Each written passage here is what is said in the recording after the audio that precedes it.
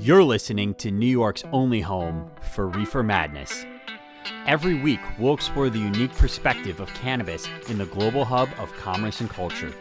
Hear the insights, stories, challenges, and successes of those blazing a path from Brooklyn to Buffalo and everywhere in between.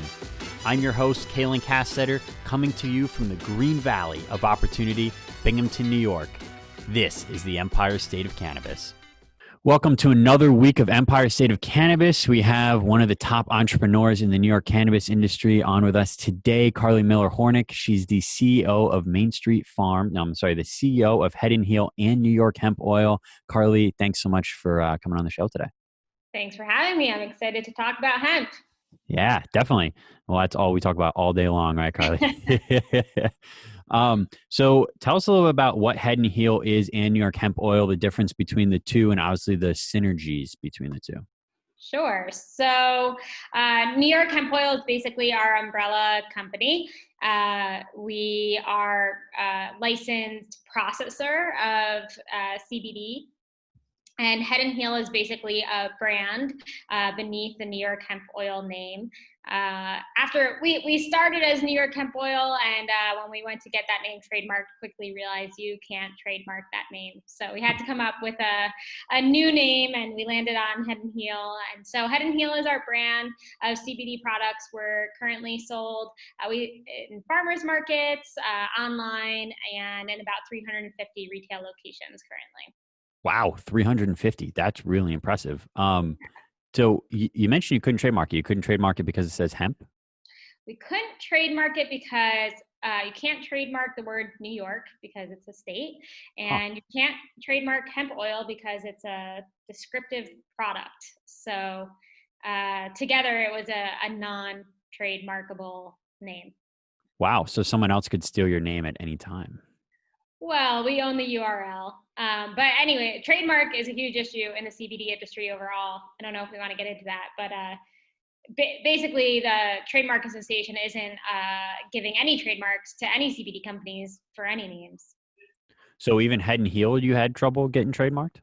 We have been trying to get Head & Heel trademarked since the day we came up with the name, and we've gotten denied multiple times and have started and restarted trademark applications multiple times. I mean, even Charlotte's Web just got denied trademarks. Wow. Almost no CBD companies have trademarks because the FDA says CBD is illegal, and since the trademark is a federal mark, they are saying they're not going to trademark illegal products. Wow, that's really interesting. So, but I mean, there's at least some level of legal protection you have because it's your brand, you're using it in trade, right? It's our brand, we're using it in trade. We were able to get it trademarked in Ecuador. So we do have at least some claim to the name.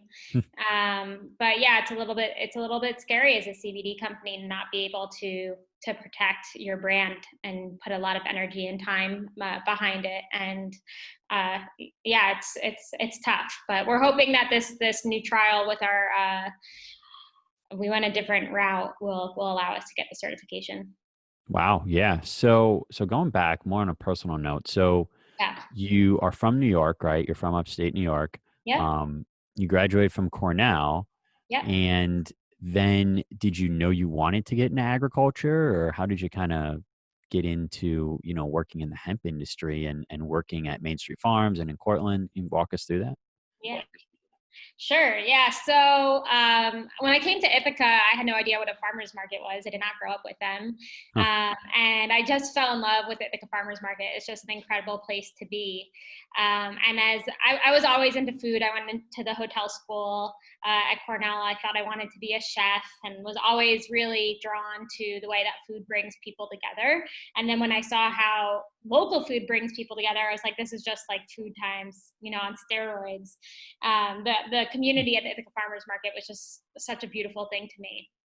And so my junior year of college, I did the Groundswell program, which is a certificate program in sustainable agriculture. And Alan was one of my classmates, my business partner. So that's where we met. And Alan decided to start a farm, and he started Main Street Farms that year.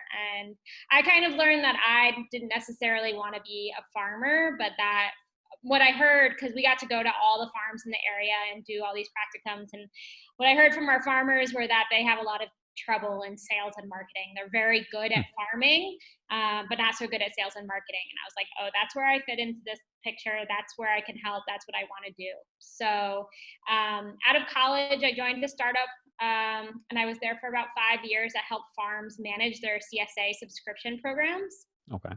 And Alan and I stayed in touch. He was actually one of my clients. And then when I left that job, I reached out to Alan and was like, hey, I have all these ideas for how to help Main Street grow their sales. Can I come and try out some of these ideas? And so that's how I started working for him. So in Main Street Farms now obviously is a very large vegetable producer, but at the time, was it in the same place over the old Reed Seed or? When I came, they were just in their first season on the new property at Reed Seeds, but still a very small farm. We were just selling at the Syracuse Farmers Market. We had 100-member CSA, and we were trying, but failing to sell to local restaurants. It's very, very challenging to sell to local restaurants. And so when I came in, I had some ideas for how to improve that. But we were honestly just looking for ways to grow and diversify the farm. And so after all the challenges that we were having with the restaurants, just inconsistency in ordering and chefs not really understanding what was actually in season, we decided to focus our energies more on the CSA. And so in my first year here, we grew the CSA from 100 members to 350. And we got some big contracts with some larger restaurants actually in New York City that we could grow large amounts of vegetables for and kind of give the farm a solid, stable income stream that we could depend upon, because you never know with the farmers markets how you're going to do from day to day. And we were starting to really see challenges in Syracuse because Amish farmers who have way lower labor costs were coming in and undercutting our prices. So we had to think of ways that we could diversify the farm and grow the CSA. Wow. So how did your growth play out then in terms of production? Like when you started to, recently, how did that growth look in terms of acreage, in terms of the amount of different crops you were growing? What did that look like? Yeah, so when Alan started the farm, it was actually an aquaponics operation, very No way. small, basically backyard garden. And then we had a small downtown lot that Alan and Bobcat had converted to a farm. It was like a abandoned lot. And so we were always looking for more land. And when we were able to match up with Don Reed, we were able to take over as much land as we needed on a year-to-year basis.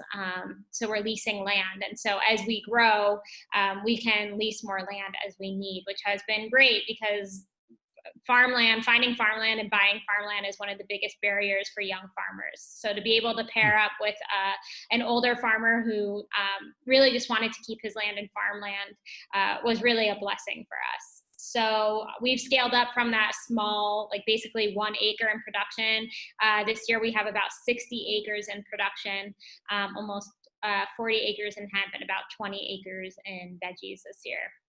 Wow, that's huge, and let's come back to that. But I want to hit on a point that you said, the barriers to entry for young farmers. So, what do you see as opportunities, especially right now? I think there's a lot of people coming out of school or looking for a new career path, or just opportunities in general. Do you think agriculture presents a significant amount of opportunities for young people, such as yourself when you got out of school?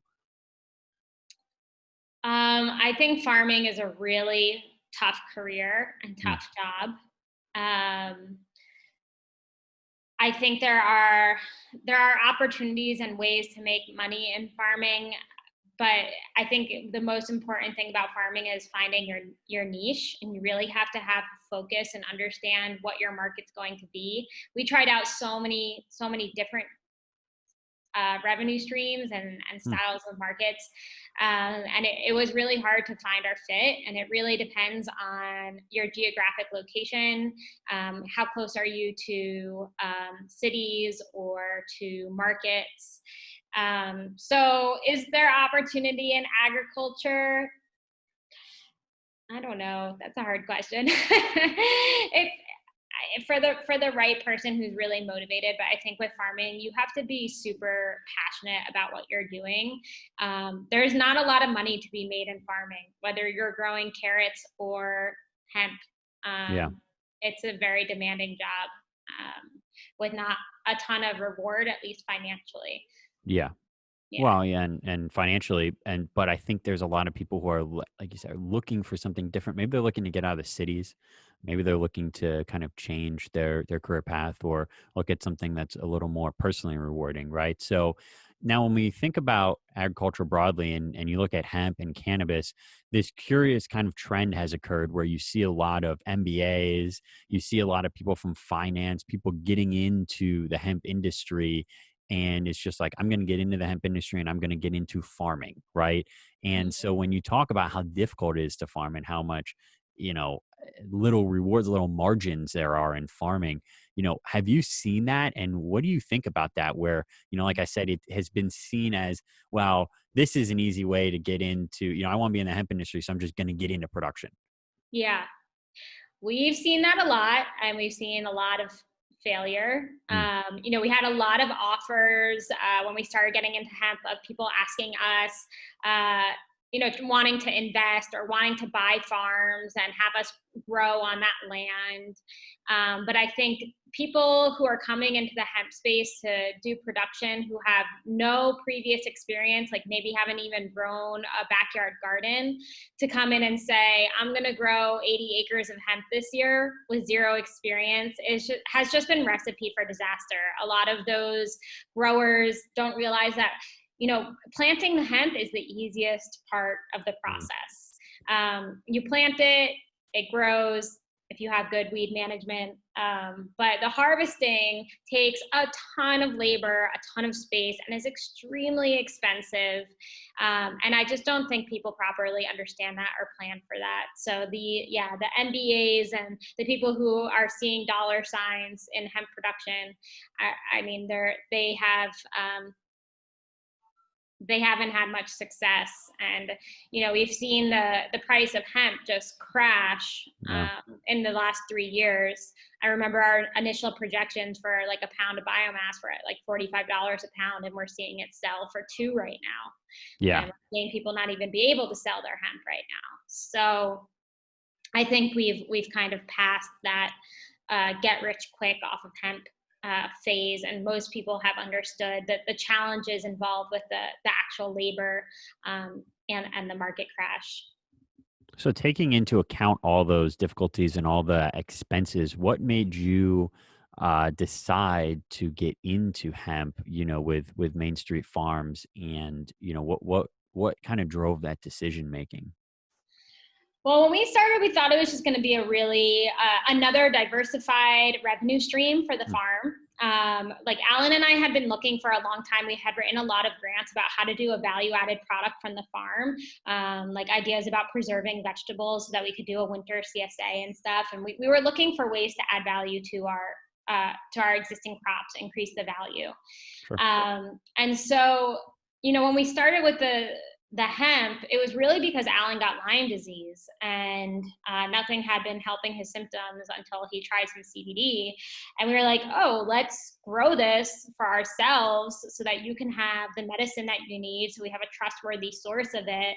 I mean, it's like it took all the same equipment as growing our heirloom tomatoes, or we had the existing infrastructure, so why not just Yeah. add this to our existing infrastructure. So originally it started out as being like, this is going to be this small thing that we just do for ourselves and maybe do for our CSA members and at our markets. But it kind of took off. It did take off in a way that we never expected, and we've been on this crazy roller coaster ride ever since. But I think that the reason that it took off was because we started with a very strong customer base. We already Mm, had our 350 CSA members. We already had a strong following at our farm. People trusted us. So it was easier for us to get new customers. because they were already coming to our farm stand to buy veggies from us. So it's like, hey, why don't you check out this CBD too? But I think without any of that, we see the challenges in hemp not being able to do paid advertisements for the most part. Yeah. So unless you have an existing customer base, it's really hard to build build your audience. So your intention from the beginning was to process the material and put it into your own product. When you went into hemp from the beginning, it was to get a value add product to the consumer. It wasn't to sell as like a bulk way or anything like that. So in our experience doing the value added vegetables, we had experienced a lot of issues with finding good co-packing partners. Yeah. And so we understood from the beginning that we wanted to control the entire process from seed to shelf. Our original business plan was to be more of a bulk provider. We thought that Head and Heel would be a very small part of our revenue, whereas right now it is the leading revenue generator for our company. Wow. And we thought that bulk sales would be a majority of it, but because of the limitations right now, as far as like adding CBD to food and beverage, I think the FDA is really stifling the market and preventing bulk sales from really being where they could be. And because of last year's glut of hemp and glut of processing, we're seeing that market crash as well. Sure. Yeah. So, but you knew that you needed to extract. Did you guys realize the capital commitment and the logistical commitment that extraction was going to, add to your business? Or was it just something that you knew needed to happen and then kind of learned on your way that, wow, this is a very significant operation? Because obviously you guys have one of the most significant extraction operations or largest extraction operations in the state. Yeah, well, the initial hemp research regulations were that you needed to have a 501c3, I think that's what it's called, kitchen, which is basically just a commercial kitchen, which we had because we were processing vegetables. So we already had an existing facility where we thought we could extract the hemp. And Yeah. our first extraction facility was to those standards, to the commercial kitchen standards, it was an investment. I mean, we raised money to get started, and we understood that it would be a raise, but we didn't understand that down the line we would be building a nutraceutical GMP facility that would cost millions. We definitely did not, I don't know, we didn't see that coming necessarily. But we have always wanted to have our products to the highest standard, and we wanted to really set an example for what a hemp company could do in New York. And so, if they want to add regulations, we will comply, and we'll make sure that we have the best products and the safest products for our customers. Yeah, so I think you hear that a lot too, because a 22 commercial kitchen is something that a lot of growers, the Cornell Cooperative Extension here in Broome County provides a commercial kitchen for growers, and that is almost like the step to get your products ready for market. You can sell those foods, at the farmer's market. You need to have it done in a commercial kitchen, but a nutraceutical, like you said, a dietary supplement facility is a whole nother level completely. Do you think that sort of requirement and regulation prevents your average farmer from being able to get a product to market, or do you think it's just part of the supply chain and needed? It absolutely prevents farmers from being able to get products to market. I mean, we share our commercial kitchen with a kimchi company. Like a fermented food has a higher chance of killing somebody than a CBD product. Yeah. So I mean, I think we face bias just because it's a cannabis product, and I think that the whole CBD industry is overregulated, unfortunately. But we are trying to comply and figure out ways that we can make processing accessible to farms, and we're fighting hard to make sure that farms can sell direct to their consumers at markets. I think some of the regulations about not being able to sell flower are just insane. Yeah. So do you think that hemp, having an operation such as yours direct, just for hemp alone isn't enough, that it needs to be a cannabis operation? You need to be able to include adult use cannabis. Do you think that is needed in order to make an operation that's large such as your own make sense from a financial perspective? Or do you think it can be just a standalone hemp operation? No, I think it can be a standalone hemp operation. I think it's all about just scaling it properly and managing costs. I think there's plenty of money to be made in the hemp space. There's more people who are going to take CBD and hemp than are going to smoke or consume cannabis with THC. I think the market for CBD is bigger than the market for marijuana. Absolutely. So I think there's you don't need to have both. So, when you say that you're in 350 stores, that's what you mean by the scalability. You can't be in 350 dispensaries, most likely, right? So you're saying the market size is so much larger. Right. There's so many, we can sell into every supermarket, every natural health food store, the furniture stores are selling CBD, the gas stations are selling CBD. There's so many more places where you can have this product on a shelf than you can with cannabis. So where do you sell the best? We sell the best at our natural health food stores. So like our Cortland local food market sells as much as 10 Wegmans will sell. So we sell in all 100 Wegmans and also all 100 Kinney's. Those are our big chains that we sell in. So we see these small local food markets that have educated staff where people can ask questions, get answers to their questions, have some more help, dedicated wellness people. Those are the stores that do the best for us. Do you have a large DTC footprint, direct to consumer? Do you sell a lot to direct to consumer? We do. We sell online, and we still sell at 3 different farmers markets. So we still do interact a lot directly with our consumers. And that's super important because we started with one product, just our 600 milligram oil. And we have really developed our line based on what people ask for at markets and what kind of feedback we get on those products. So I still go to the market every weekend and talk to customers. I think it's super important. So who is your customer? So if you were to build a customer archetype, who's your median of the bell curve? Who would you say your average customer in terms of demographics, income, et cetera? What does your customer look like? What does a head and heel customer look like? We were really surprised to see who was shopping with us at the farmers markets, like who actually stopped and who was coming back over and over again. And mostly it's like the older generation, like your baby boomers who are in pain and who are on, painkillers and they don't want to be. That's mainly who we see. And those people have really come to rely on our products. Even as COVID hit, we were a little bit nervous about what would happen to our sales at markets and online, but we had a lot of people reach out to us and say, listen, I have come off of my medication and rely on this product. Are you going to be able to continue to source it? So wow. I think, we really see this older generation who has expendable income and who is in pain and having potentially bad side effects from their current medications. They're the ones really shifting over to the CBD world. So I think with any product, right, repeat purchasers is, the driver of sales and they're critically important. So how have you been able to maintain customer loyalty? How do you keep your customers coming back when there is 1,000 CBD brands out there? Yeah, that's something we're working on. I think we have customer loyalty because people know us, right? It's like all our customers who have been members of our CSA for years are now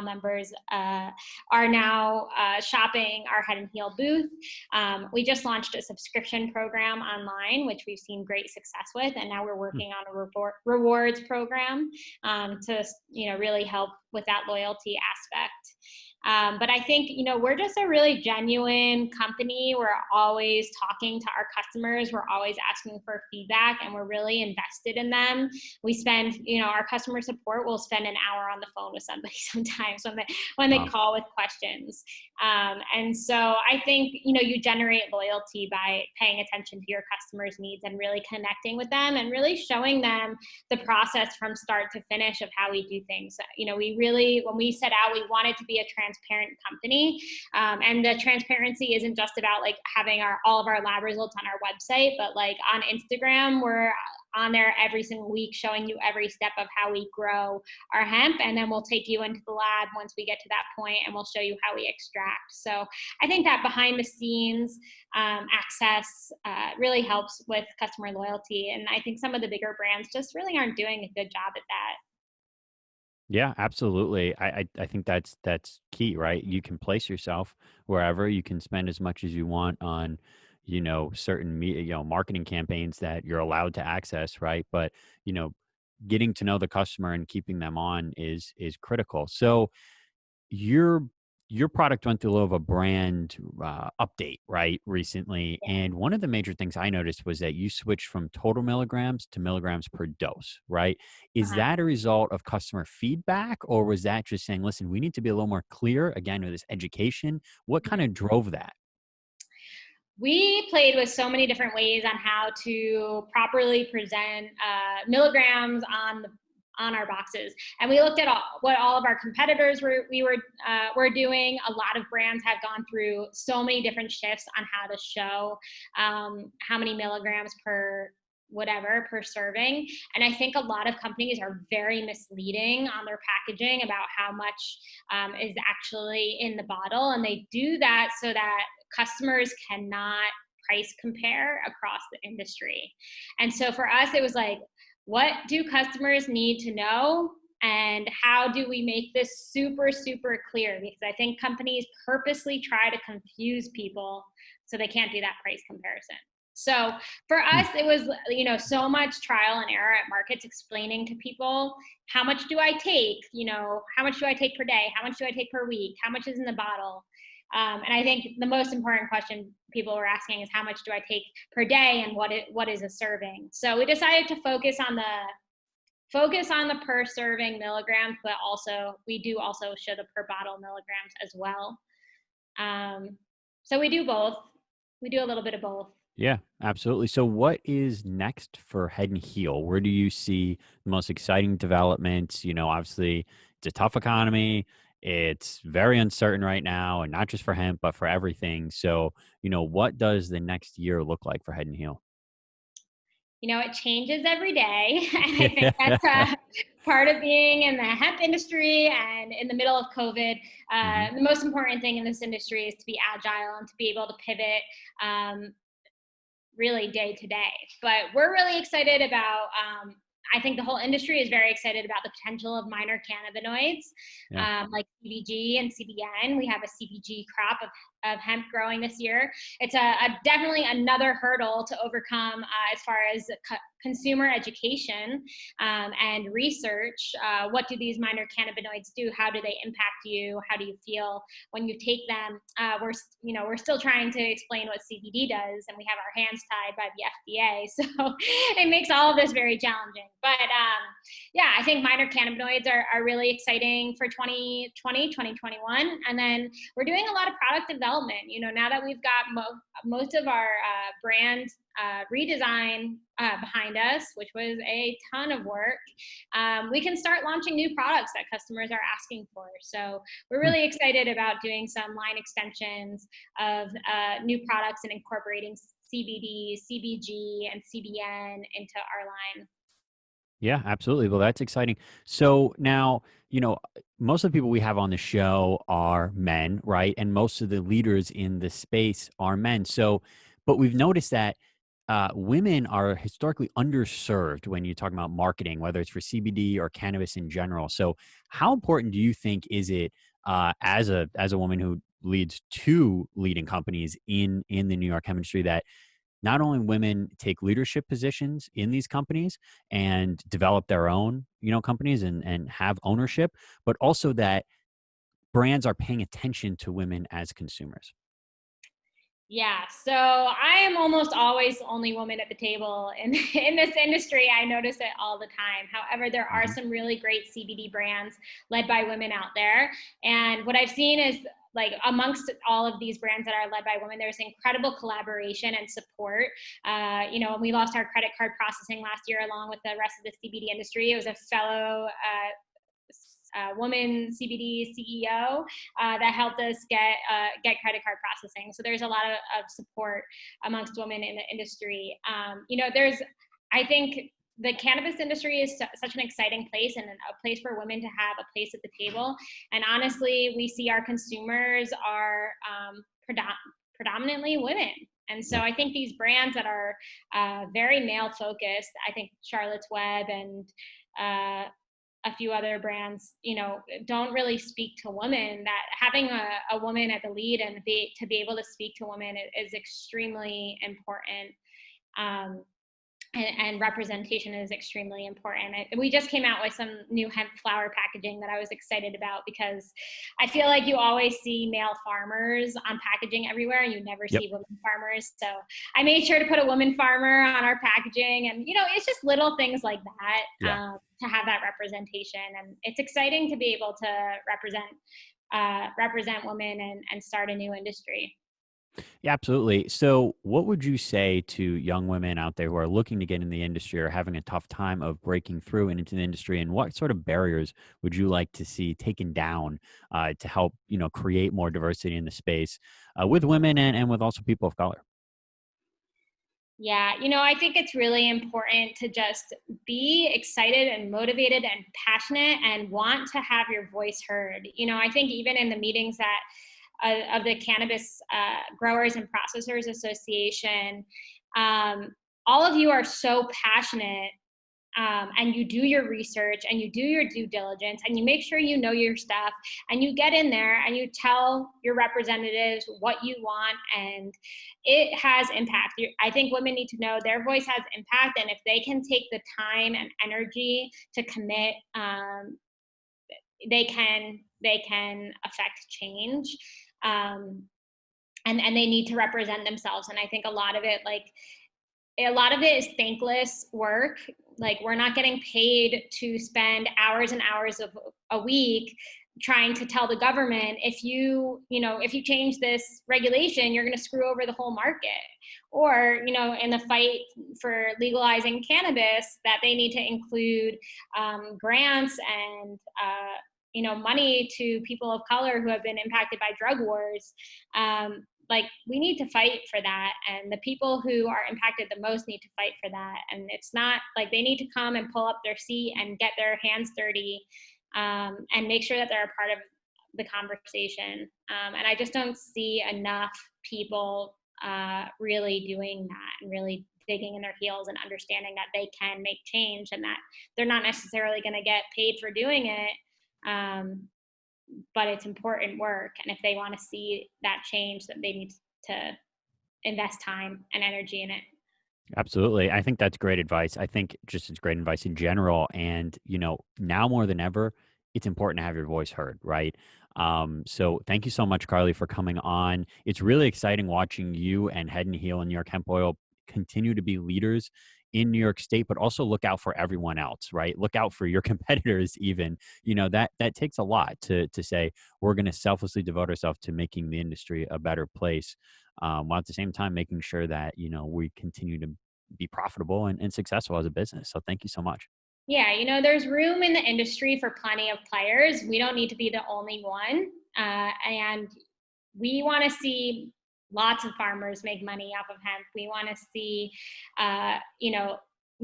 thousands of hemp millionaires or cannabis millionaires like we saw in Colorado and California. It's all about the small businesses. And I think the work that we've been doing with the Cannabis Association is really about keeping these larger corporations out of New York. We don't need 2 to 3 huge corporations that control the entire cannabis space and, shovel money out of the state into millionaires and billionaires' pockets. That's not the cannabis industry we want to see here in New York. So, I encourage anyone who wants to get involved in, the lobbying that we're doing to check out the Cannabis Growers and Processors Association and to bring their voice to the table. Excellent. Yeah. And so where can I find Head and Heel products? Where can I buy them? So as I mentioned, we're in all Wegmans and all Kinney's. We're also in most local food co-ops and health food stores in your area, you can always check our store locator on headandheal.com. You can buy from us online. You can now subscribe to our products and get 10% off online. And you can find us in the Syracuse, Ithaca, and Binghamton farmers markets. Excellent. So thank you so much, Karli. It's been another episode of Empire State of Cannabis. Like, subscribe. We'll have more leaders on, and the episodes keep getting better and better.